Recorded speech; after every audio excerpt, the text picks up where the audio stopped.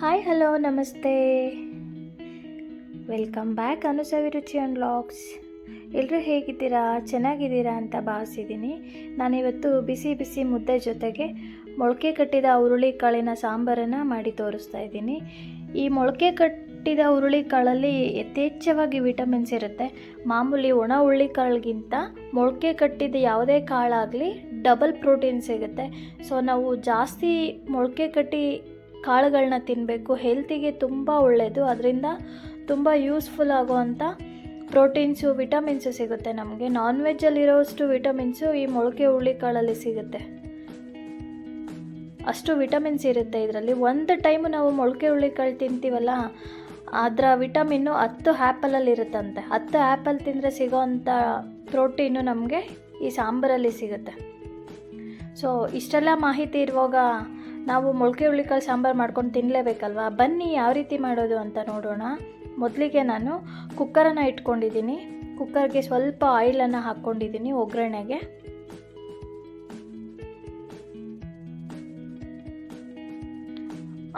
Oil ಬಿಸಿಯಾಗಿದೆ. ನಾನಿವಾಗ cut ಮಾಡಿರೋಂಥ ಈರುಳ್ಳಿಯನ್ನು ಸೇರಿಸ್ಕೊಂಡಿದ್ದೀನಿ. ಇದನ್ನು ಚೆನ್ನಾಗಿ ರೋಸ್ಟ್ ಮಾಡ್ಕೊಳ್ಳೋಣ.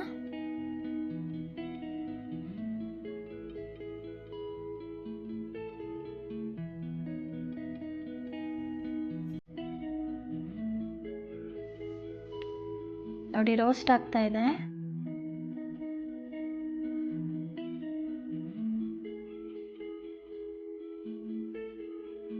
ಕಲರ್ ಚೇಂಜ್ ಆಗಿದೆ.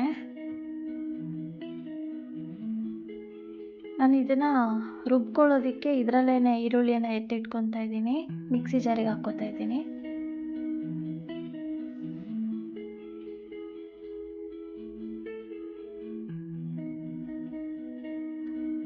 ಇವಾಗ ನಾನು ನೋಡಿ ಮೊಳಕೆ ಬರಿಸಿದ ಹುರುಳಿಕಾಳು ಕುರುಮೊಳಕೆ ಇದೆ.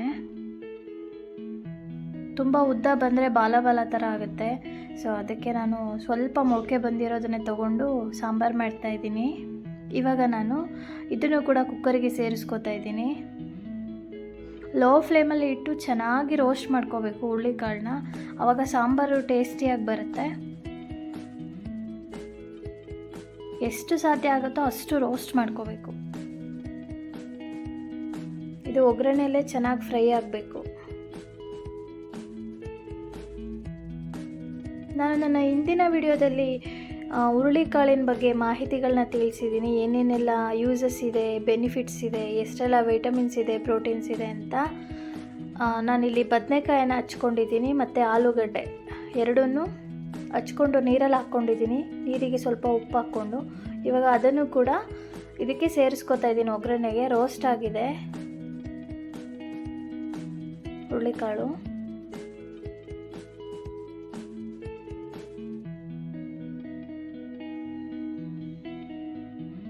ನಾನಿಲ್ಲಿ ಸೈಡಲ್ಲಿ ಸ್ವಲ್ಪ ಬೆಳ್ಳುಳ್ಳಿಯನ್ನು ಫ್ರೈ ಮಾಡ್ಕೊತಾ ಇದ್ದೀನಿ ರುಬ್ಕೊಳ್ಳಿಕ್ಕೆ. ಅದನ್ನು ಕೂಡ ಇಲ್ಲಿ ಸೇರಿಸ್ಕೊತಾ ಇದ್ದೀನಿ.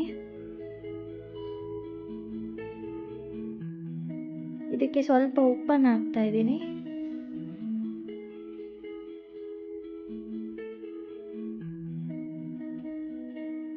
ಸ್ವಲ್ಪ ಅರಿಶಿಣ ಸೇರಿಸ್ಕೊತಾ ಇದ್ದೀನಿ. ಬದನೆಕಾಯಿ ಹಾಕಿದ್ದೀನಲ್ಲ, ಅದಕ್ಕೋಸ್ಕರ ಸ್ವಲ್ಪ ಅರಿಶಿಣ ಹಾಕ್ಕೋತಾ ಇದ್ದೀನಿ.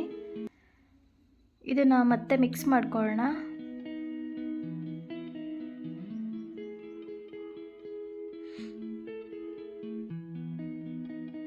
ಮಿಕ್ಸ್ ಆಗಿದೆ. ಇವಾಗ ನಾನು ಕಟ್ ಮಾಡಿ ಇಟ್ಟಿರೋವಂಥ ಟೊಮೊಟೊ ಸೇರಿಸ್ಕೊತಾ ಇದ್ದೀನಿ.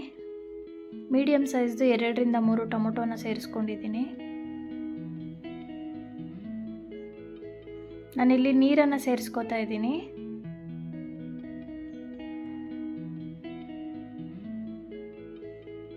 ಕಾಳು ಬೇಯಲಿಕ್ಕೆ ಎಷ್ಟು ಬೇಕೋ ಅಷ್ಟು ನೀರನ್ನು ಆ್ಯಡ್ ಮಾಡ್ಕೊತಾ ಇದ್ದೀನಿ. ಇವಾಗ ನಾನು ಇದನ್ನು ಕೂಗಿಸ್ಕೊಳ್ತೀನಿ. ಬನ್ನಿ ಈ ಮಸಾಲೆಗೆ ಏನೇನಂತ ನೋಡೋಣ. ನಾನಿಲ್ಲಿ ಮಿಕ್ಸ್ ಸಾಂಬಾರು ಪುಡಿಯನ್ನು ಹಾಕ್ಕೋತಾ ಇದ್ದೀನಿ 2 ಸ್ಪೂನು. ಈರುಳ್ಳಿ ಬೆಳ್ಳುಳ್ಳಿಯನ್ನು ಹಾಕ್ಕೊಂಡಿದ್ದೀನಿ. ನಾನಿಲ್ಲಿ ಹುಚ್ಚೆಳ್ಳನ್ನು ತೊಗೊಂಡಿದ್ದೀನಿ. ಇದನ್ನು ಕೂಡ ರೋಸ್ಟ್ ಮಾಡ್ಕೊತೀನಿ. ನೋಡಿ, ಡ್ರೈ ರೋಸ್ಟ್ ಮಾಡ್ಕೊತಾ ಇದ್ದೀನಿ ಹುಚ್ಚೆಳ್ಳನ್ನು. ಒಳ್ಳೆ ಟೇಸ್ಟ್ ಕೊಡುತ್ತೆ ಹುಚ್ಚೆಳ್ಳು ಮೊಳಕೆ ಹುರುಳಿಕಾಳು ಸಾಂಬಾರಿಗೆ.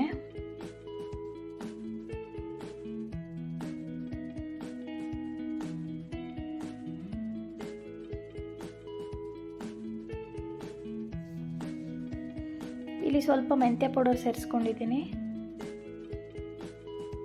ಕಡಲೆ ಸ್ವಲ್ಪ,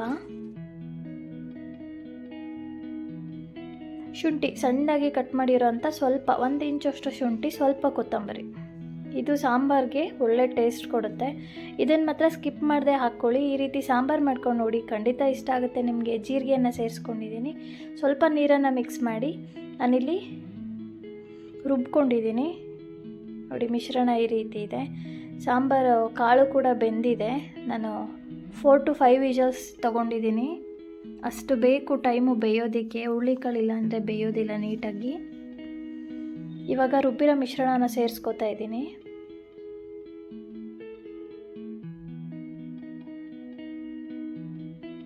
ಮಿಕ್ಸಿ ಜಾರಿಗೆ ನೀರನ್ನು ಸೇರಿಸಿ ಎಲ್ಲ ನೀಟಾಗಿ ತೊಳೆದ್ಬಿಟ್ಟು ಈ ಸಾಂಬಾರಿಗೆ ಮಿಕ್ಸ್ ಮಾಡ್ಕೋಬೇಕು. ನೋಡಿ ಅದು ಕೂಡ ಸೇರಿಸ್ಕೊಂಡಿದ್ದೀನಿ ಇಲ್ಲಿ.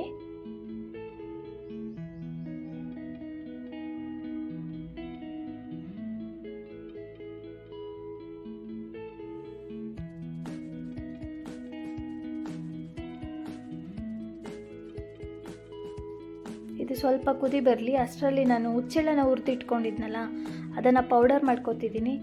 ಈ ಜಾರ್ನಂತೂ ನನಗೆ ತುಂಬ ಯೂಸ್ಫುಲ್ ಆಗಿದೆ. ಎಷ್ಟೇ ಚಿಕ್ಕದು ಸ್ವಲ್ಪ ಹಾಕಿದ್ರೂ ಕೂಡ ಚೆನ್ನಾಗಿ ಪೌಡ್ರ್ ಆಗುತ್ತೆ ಇದು.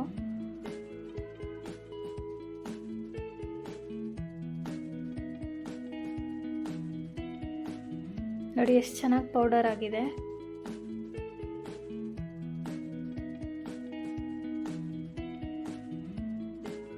ಯಾರು ಮಿಕ್ಸಿ ತಗೊಳ್ಳೋ ಅಂಥವ್ರಿದ್ರೆ ನೋಡಿ, ತುಂಬ ಚೆನ್ನಾಗಿದೆ, ಟ್ರೈ ಮಾಡಿ ನೋಡಿ. ಇವಾಗ ನಾನು ಕಾಯನ್ನು ಸೇರಿಸಿ ರುಬ್ಕೊತಿದ್ದೀನಿ. ಮತ್ತೆ ಹುಚ್ಚೆಳ್ಳಿಗೆ ಇಲ್ಲಿ ರುಚಿಗೆ ತಕ್ಕಷ್ಟು ಉಪ್ಪನ್ನು ಸೇರಿಸ್ಕೊತಾ ಇದ್ದೀನಿ.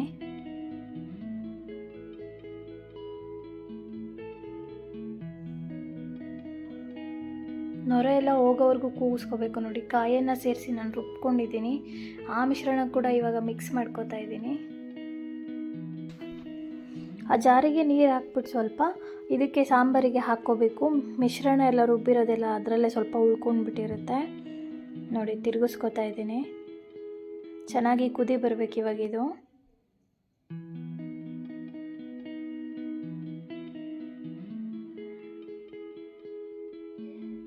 ಸಾಂಬಾರು ಕುದಿಬೇಕು ಚೆನ್ನಾಗಿ. ಅಷ್ಟರಲ್ಲಿ ಒಂದು ಒಗ್ಗರಣೆ ಮಾಡ್ಕೊಂಡ್ಬಿಡ್ತೀನಿ.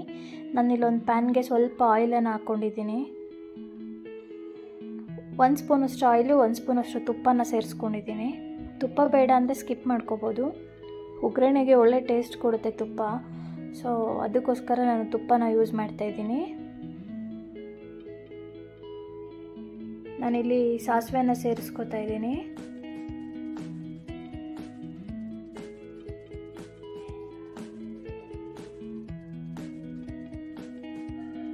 ಇವಾಗ ನಾನು ಅರ್ಧ ಸ್ಪೂನಷ್ಟು ಹಿಂಗನ್ನು ಸೇರಿಸ್ಕೊತಾ ಇದ್ದೀನಿ.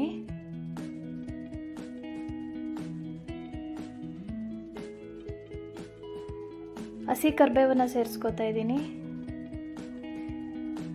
ನೋಡಿ ಚೆನ್ನಾಗಿ ರೋಸ್ಟ್ ಆಗಿದೆ. ಎಳೆ ಕರಿಬೇವು, ತುಂಬ ಚೆನ್ನಾಗಿದೆ ಕರಿಬೇವು. ಇದನ್ನು ನೋಡಿ ಕುದೀತಾ ಇದೆ. ಸಾಂಬಾರು ನೊರೆ ಎಲ್ಲ ಹೋಗಿದೆ. ಈ ಸಾಂಬಾರು ಒಳಗಡೆ ಹಾಕ್ಕೋತಾ ಇದ್ದೀನಿ ಒಗ್ಗರಣೆಯನ್ನು. ಸಾಸಿವೆ ಎಲ್ಲ ಸೈಡಲ್ಲಿ ಉಳಿದಿರುತ್ತೆ. ಸೊ ಅದಕ್ಕೆ ಅದೇ ಪ್ಯಾನ್ಗೆ ಸ್ವಲ್ಪ ಸಾಂಬಾರನ್ನು ಹಾಕಿಬಿಟ್ರೆ ನೀಟಾಗಿ ಒಗ್ಗರಣೆ ಸಾಂಬಾರಿಗೆ ಸೇರಿಕೊಳ್ಳುತ್ತೆ. ಸಾಂಬಾರು ಕೂಡ ಚೆನ್ನಾಗಿ ಕುದಿ ಬಂದಿದೆ. ನೊರೆ ಹೋಗೋವರೆಗೂ ನಾವು ಸಾಂಬಾರನ್ನು ಕುದಿಸಿದ್ರೆ ಸಾಂಬಾರು ಕೂಡ ಟೇಸ್ಟಿಯಾಗಿರುತ್ತೆ. ಮತ್ತು ಈ ಬಿಸಿಲಿಗೆ ಕೂಡ ಬೇಗ ಹಾಳಾಗೋದಿಲ್ಲ. ಸೊ ಚೆನ್ನಾಗಿ ಕುದಿಸ್ಕೋಬೇಕು ಸಾಂಬಾರು. ಮಾಡೋವಾಗಲೇ ನೊರೆ ಹಿಂಗೋವರೆಗೂ ಕುದಿಸಿದ್ರೆ ಸಾಂಬಾರು ಟೇಸ್ಟಿಯಾಗಿರುತ್ತೆ. ಯಾರೆಲ್ಲ ನನ್ನ ಚಾನಲ್ ಸಬ್ಸ್ಕ್ರೈಬ್ ಆಗಿಲ್ಲ, ಇವಾಗಲೇ ಸಬ್ಸ್ಕ್ರೈಬ್ ಆಗಿ ಪಕ್ಕದಲ್ಲಿರೋ ಬೆಲ್ಲೈಕನ್ ಕ್ಲಿಕ್ ಮಾಡಿ. ನನ್ನ ಎಲ್ಲ ವಿಡಿಯೋ ನೋಟಿಫಿಕೇಷನ್ ಕೂಡ ನೀವು ಪಡಿಬೋದು. ನನ್ನ ಇವತ್ತಿನ ವಿಡಿಯೋ ನಿಮಗೆ ಖಂಡಿತ ಇಷ್ಟ ಆಗಿರುತ್ತೆ ಅಂತ ಭಾವಿಸಿದ್ದೀನಿ. ನನ್ನ ಈ ವಿಡಿಯೋ ಇಷ್ಟ ಆದಲ್ಲಿ ನಿಮ್ಮ ಫ್ರೆಂಡ್ಸ್, ಫ್ಯಾಮಿಲಿ, ರಿಲೇಟಿವ್ಸ್ಗೆ ಶೇರ್ ಮಾಡಿ. ಹೇಗಿತ್ತು ಅಂತ ಕಮೆಂಟ್ ಮೂಲಕ ತಿಳಿಸಿ.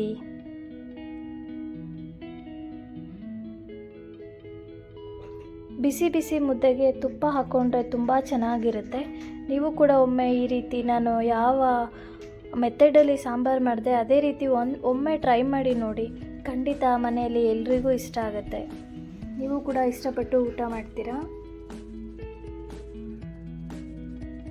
ಸಾಂಬಾರು ತುಂಬ ಟೇಸ್ಟಿಯಾಗಿರುತ್ತೆ.